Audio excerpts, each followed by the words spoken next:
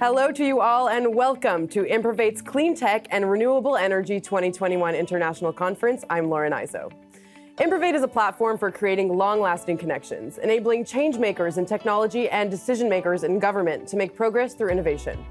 Improvate is all about finding solutions and sparking collaborations that improve the quality of life for people around the world.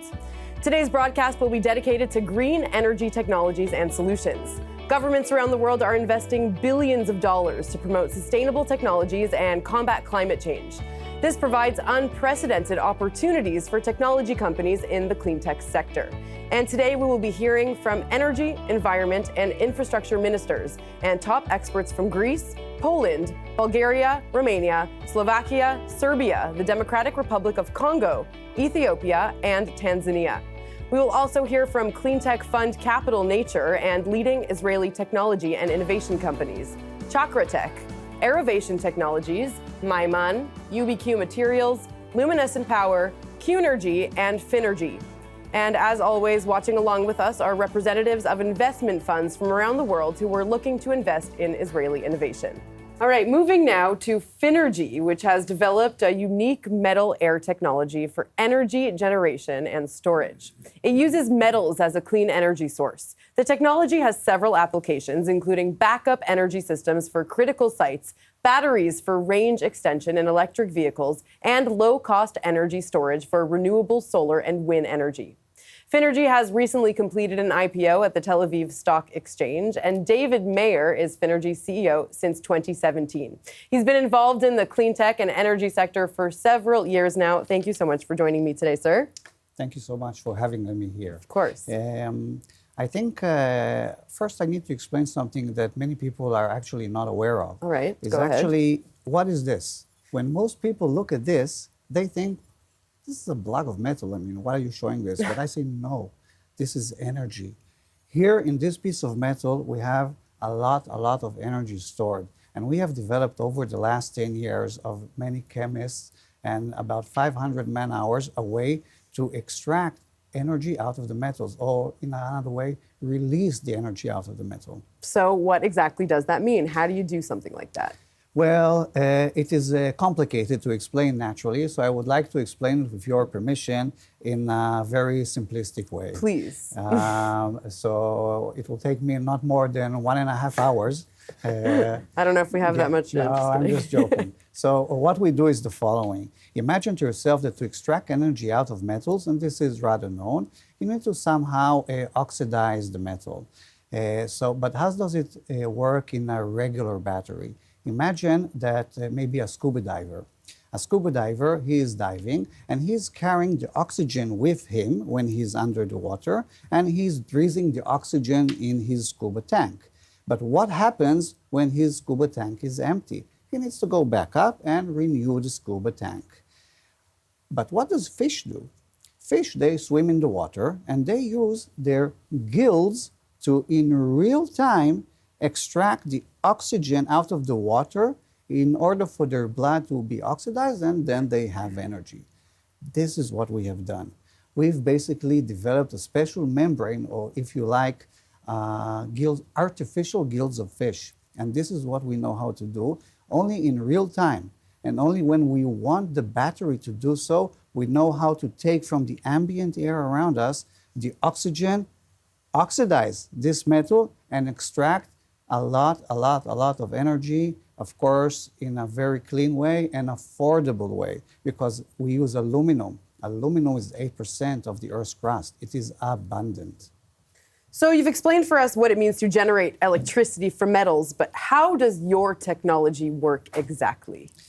I would say, imagine to yourself somewhere, someplace, a lot of energy, that the energy is transformed between the metal, the membrane, and to whatever you need. This is how it works all together in a very, very unique way. And this works with many types of metals, not only with aluminum, but also with zinc and other metals. And the most important part here to understand is that these metals are not unique. Many times we think about other types of metals. We all know to phrase them lithium or cobalt or other type of things.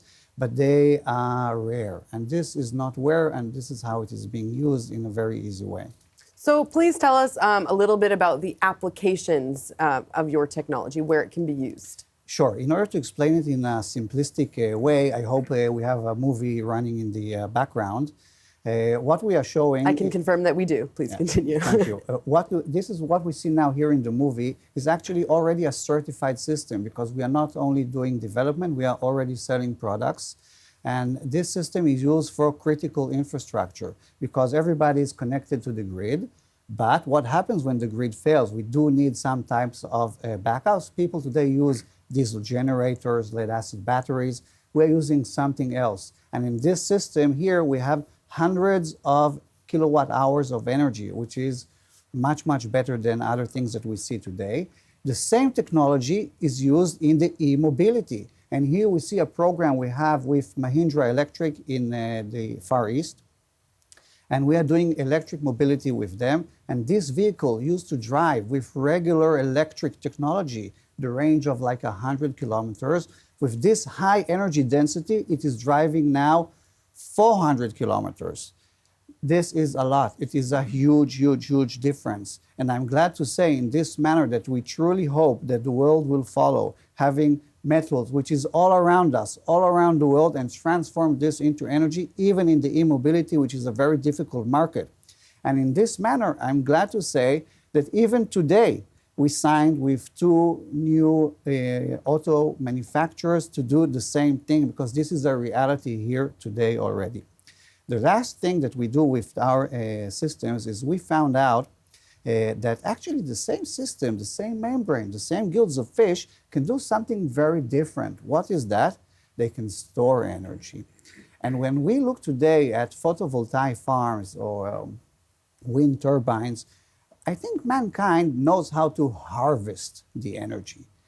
But we don't know how to store it in a cost-effective way if we want complete day, complete night, winter to summer. Because today the technology is just not there. But we can do it today, and we are already having a program now that we're showing here in Israel, which is a hub for energy technologies, together with Doral Group, and we are going to lay down in their photovoltaic farm a system which will reduce the cost of storing energy. Because when we look at renewable energy, we think this is currently the missing part, because we know how to extract it from the sun, but we don't know how to store it. And this is a big block, and the same technology, if you made the same gills of fish, they know how to do it. David Mayer, thank you so much for your insights today. Really appreciate it. Thank you for having me.